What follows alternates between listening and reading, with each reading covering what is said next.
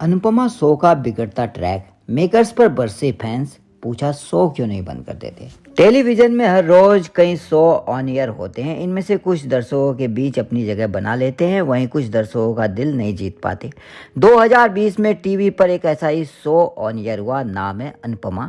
इस शो ने on air होते ही लोगों का दिल जीत लिया। अनुपमा ने टीआरपी के सारे रिकॉर्ड तोड़ते हुए लंबे समय तक टेलीविजन का नंबर 1 शो बना रहा। अब वक्त भी आ चुका है जब फैंस अनुपमा के बंद होने की मांग कर रहे हैं। अनुपमा शो जब शुरू हुआ था तब उसमें एक चार्म था। शो के जरिए महिलाओं को एक स्ट्रॉन्ग मैसेज दिया जा रहा था। जैसे जैसे शो आगे बढ़ा इसकी कहानी बोरिंग होती गई। पहले अनुपमा ने रूपाली गांगुली, वनराज शाह, सुधांशु पांडे से तलाक लेकर अनुज गौरव खन्ना के साथ अपनी अलग दुनिया बसाई। इसके बाद अनुपमा ने अपनी और अनुज की फैमिली को आगे बढ़ाने के लिए एक बेटी को गोद लिया। अब वही अनुपमा बेटी अनु को खुद से दूर कर चुकी है। प्रोमो में देख सकते हैं कि अनुज अनुपमा से कह रहा है कि तुम माँ होकर अपनी बेटी को खुद से अलग कैसे होने दे सकती है।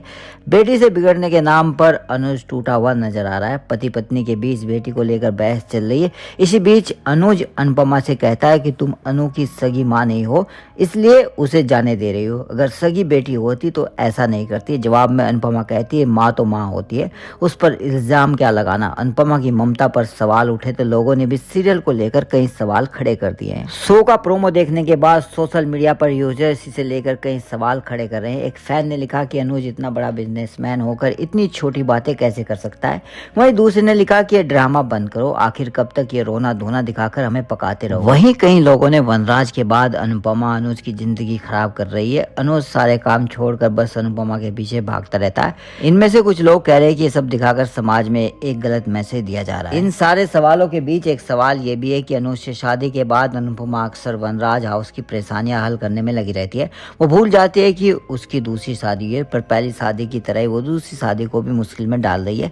बेटी के जाने से अनुज की बुरी कंडीशन है, उसके बावजूद वो वनराज हाउस में होली सेलिब्रेशन करती दिखी। ऐसा लगता है कि उसे अपने पति की हालत से कोई फर्क नहीं पड़ता। शो में हर दिन कई ट्विस्ट हैं, लेकिन घूम फिर कर कहानी अनुपमा के सामने नए चैलेंज आकर खड़ी कर देती है। अनुपमा कभी वनराज के परिवार के लिए रोती है तो कभी अनुज। सीरियल वालों से इतना ही कहना है कि अगर सिर्फ अनुपमा के आंसुओं को ही दिखाना है तो शो अब सच में बंद कर देना चाहिए। ऐसा फैंस का कहना है, हमारा नहीं। खबर अच्छी लगे तो लाइक करें और सब्सक्राइब करना ना भूलें। Thank you.